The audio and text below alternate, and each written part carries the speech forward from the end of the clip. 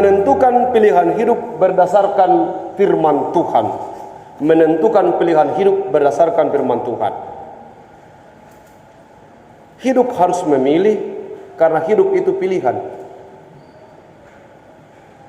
Mana yang kita pilih? Dipilih atau memilih? Mana yang kita mau? Dipilih atau memilih? Jangan senyum-senyum saja ibu. Bilang, mana yang kita suka? Dipilih atau memilih? Hah? Dipilih? Memilih? Ini saja satu jemaat sudah berbeda pendapat. Ada yang bilang saya lebih suka dipilih. Ada yang bilang saya mau memilih. Dipilih atau memilih?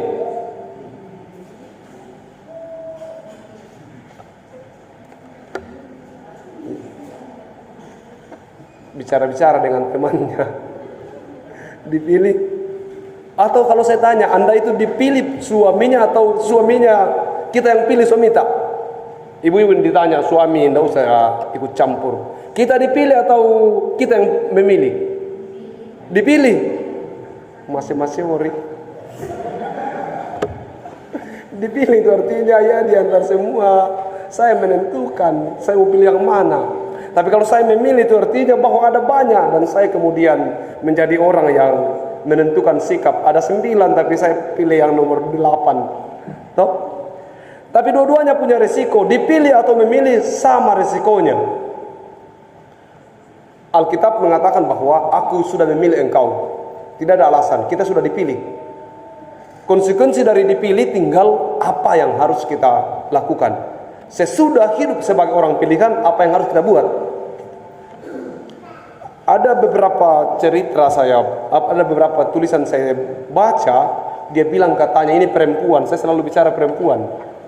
Itu perempuan umur 17 sampai 28 tahun itu katanya dia bilang begini, harus begini. Kok laki-laki yang dia mau itu harus begini. 17 sampai 28 tahun harus begini. Kalau yang ini harus begini. Itu kalau sampai 28 tahun. 28 tahun sampai 35 tahun apa dia bilang? Asal begini. Toh, asal begini saja. Kalau sudah 35 tahun ke atas asal adami. Toh, asal adami. Ternyata proses memilih itu tidak panjang. Ada rentan waktu dalam kehidupan seseorang untuk memilih. Sehingga kalau Anda diberi kesempatan memilih, segera lakukan. Atau kalau mau dipilih, perbaiki diri untuk dipilih. Itu gambaran tentang hidup ini adalah pilihan. Dan tidak ada seorang pun boleh hidup tanpa punya pilihan. Dan hampir seluruh kehidupan ini adalah pilihan. Kita keluar dari rumah sudah harus memilih. Hari Minggu gereja jam apa? Pakai baju apa? Kecuali kalau cuma satu bajunya ya tidak bisa memilih, hitam terus. Jangan tersiku yang kebetulan pakai hitam. Pilihan itu ada banyak pilihan.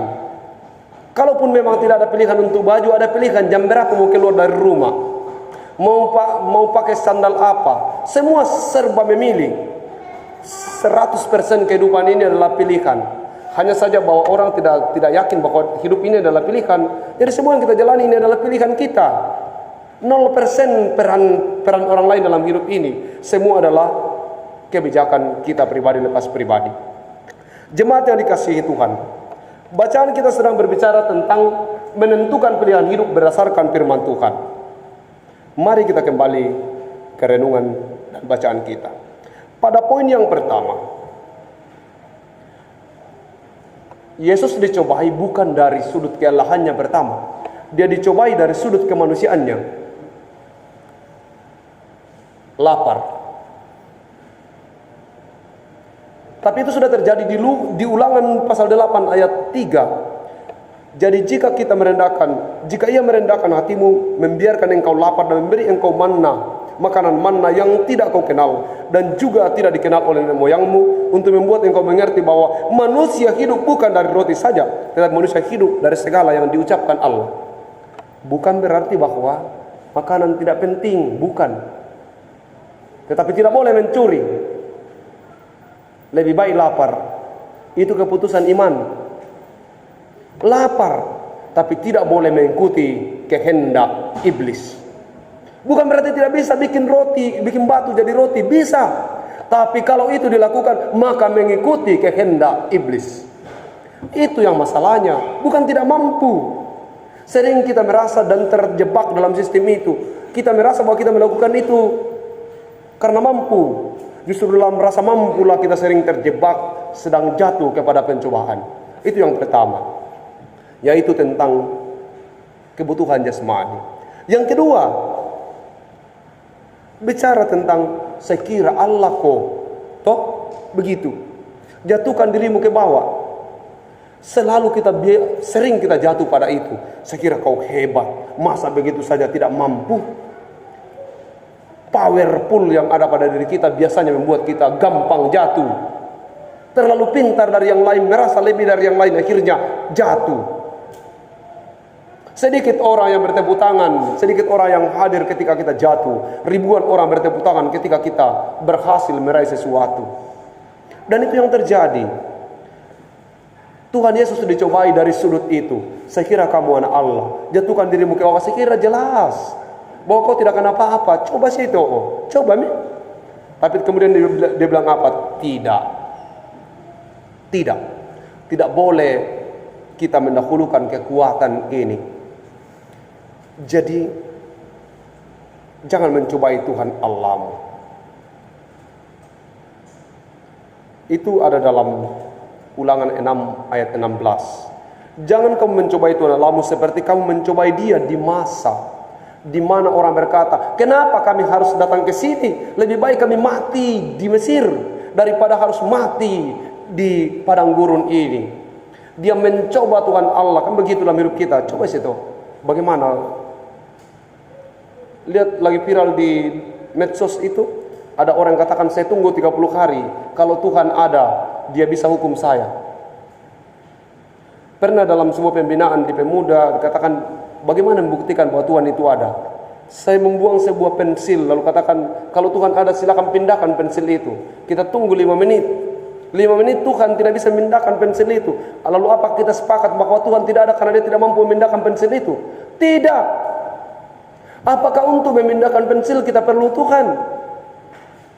Banyak orang yang kemudian menguji hubungannya dengan Tuhan dalam hal-hal yang tidak prinsip. Kalau Tuhan bisa disuruh pindahkan pulpen, pindahkan pensil, maka Dia bukan Tuhan.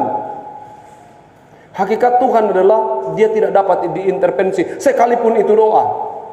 Sehingga dengan begitu, kita tidak bisa berkata bahwa kalau Tuhan ada, tolong Tuhan kasih turun hujan dalam waktu ini karena saya mau menanam jagung. Itu intervensi, dan Tuhan tidak boleh diintervensi. Kalau Tuhan bisa diintervensi, itu berarti tidak perlu ada Tuhan. Karena cukup kita intervensi. Tuhan tidak boleh diintervensi. Kekuasaan Tuhan itu maha takdir. Sehingga dengan begitu Dia bisa melakukan itu, tapi untuk urusan itu Dia tidak perlu turun tangan. Jadi jangan mencobai Tuhan untuk hal-hal yang tidak prinsip. Dan memang tidak boleh kita mencobai Tuhan. Yang ketiga itu adalah bicara tentang, kalau kau sembah aku, semua ini akan kuberikan kepadamu. Takhta, kekuasaan, harta juga menjadi bagian yang prinsip dalam menjatuhkan manusia. Itu juga sudah terjadi dalam Ulangan 6. Dikatakan, engkau harus takut akan Tuhan Allahmu, kepada Dia sajalah engkau harus menyembah. Hanya demi namanya haruslah engkau bersumpah. Jelas sekali bahwa kekuasaan itu hanya milik Tuhan. Kalau sudah ada orang yang berniat untuk menguasai orang lain, suruh pulang ke memasak. Kalau sudah ada orang yang berniat untuk menguasai temannya, pulang saja. Atau kalau sudah ada orang yang berniat menguasai gerejanya, sudah pulang mungkin saja. Karena itu sudah di luar dari aturan bergereja kita dari firman. Tidak boleh ada proses. Termasuk kalau ada suami yang sudah berusaha menguasai istrinya, itu sudah salah. Perkawinan bukan proses saling menguasai, tapi proses tempat di mana saling mengasihi dan saling mensupport. Itu karena ada banyak usaha orang itu dalam perkawinan. Bagaimana caranya supaya istriku tunduk, bagaimana supaya suamiku tunduk. Dengan bangga yang katakan, oh kalau saya ini ku bilang A suamiku, kalau ku bilang B istriku. Oh bangganya begitu, tidak boleh. Tidak ada begitu, tidak ada proses saling menguasai dalam kehidupan berumah tangga, dalam kehidupan bergereja, dalam kehidupan bernegara pun tidak boleh. Itu baru latar belakang dari renungan kita, baru latar belakang. Baru kita masuk intinya. Yesus saja bilang begini, ada tertulis. Apa mau disampaikan di situ? Bahwa sesungguhnya dia juga mengalami pencobaan. Tapi kalau dia tidak belajar firman, maka dia tidak bisa menjawab seluruh pertanyaan-pertanyaan iblis. Ada tertulis, dia tidak katakan, saya ini anak manusia, saya ini anak Allah, pergi. Tidak.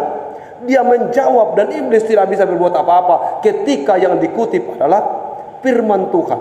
Saya tanya, ada punya ayat favorit? Ayat favorit?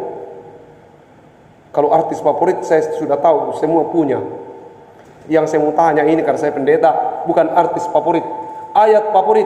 Siapa yang punya ayat favorit? Ibadah malam ini, jadi biar sampai tengah malam.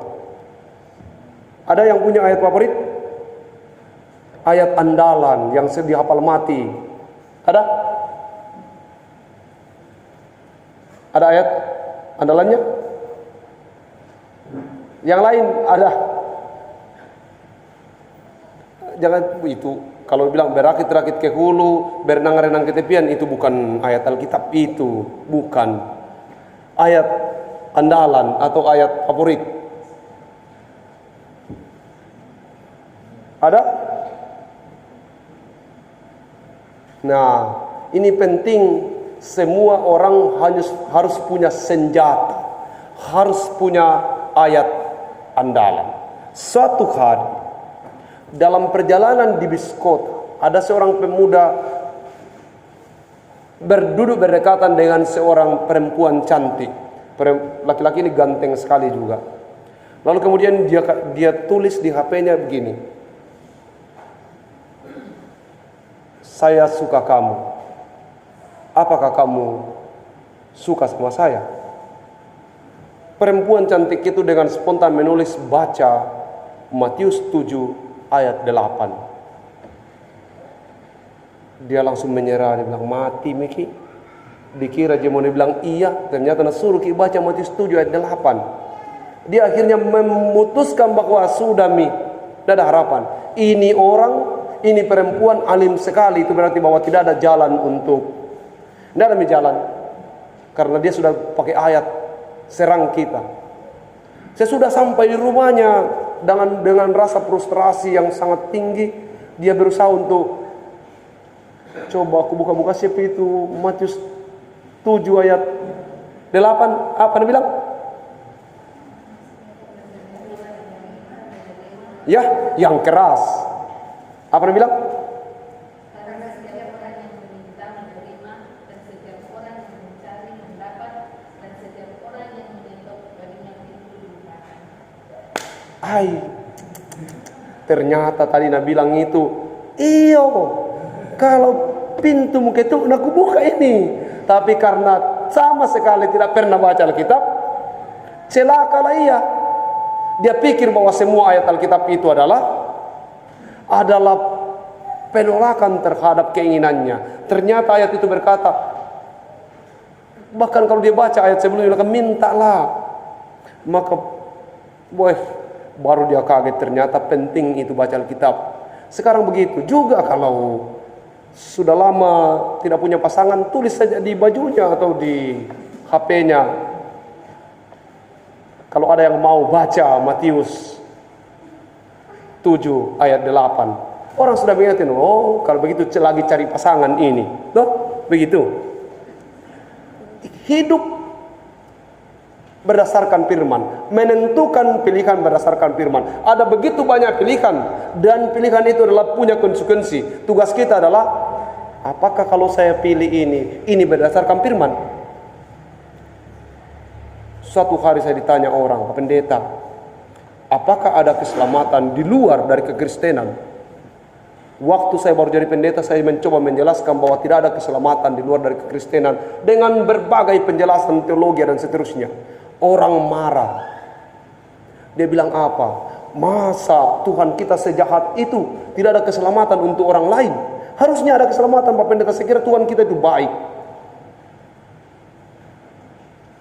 Berkali-kali saya mencoba menjelaskan itu dan tidak pernah tuntas. Nanti saya jelaskan begini. Baca firman Tuhan yang bunyinya begini. Tidak ada seorang pun yang datang kepada Bapa kalau tidak melalui aku. Jangan salahkan pendeta Pasma. Itu kata Alkitab. Ayatnya di mana? Silakan pulang ke rumah dan cari. Tidak ada keselamatan, tidak ada yang sampai kepada Bapa kalau tidak melalui aku. Kalau saya yang bilang, marahlah orang-orang itu, dan termasuk keluarga saya akan marah. Kikir sekali, jahat sekali. Masa kamu tidak bisa membuka pintu surga untuk orang lain? Tapi bukan saya yang bilang, Alkitab yang bilang. Perdebatan dalam setiap persoalan akan berhenti jika Anda mengutip ayat Alkitab.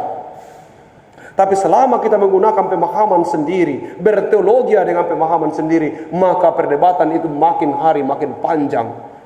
Untuk itu, banyaklah belajar firman Tuhan.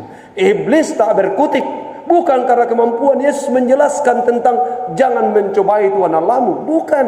Tapi karena katakan ada tertulis. Pulanglah, belajarlah lebih serius firman Tuhan. Sehingga setiap persoalanmu, setiap masalahmu, setiap pergumulan yang kau hadapi, cari jawabannya di Alkitab. Jangan katakan pendeta Pasma bilang begini di khotbahnya, pendeta Abner atau pendeta yang lain. Cari di Alkitab. Akan banyak suara-suara yang lain. Tapi kita harus mendengar satu suara saja. Suara Tuhan. Akan banyak suara-suara yang lain. Dalam memilih akan banyak suara-suara yang lain. Tapi kita harus mendengar satu suara saja. Suara Tuhan. Ada tertulis. Setiap engkau menjumpai persoalan dalam hidupmu, baca Alkitab.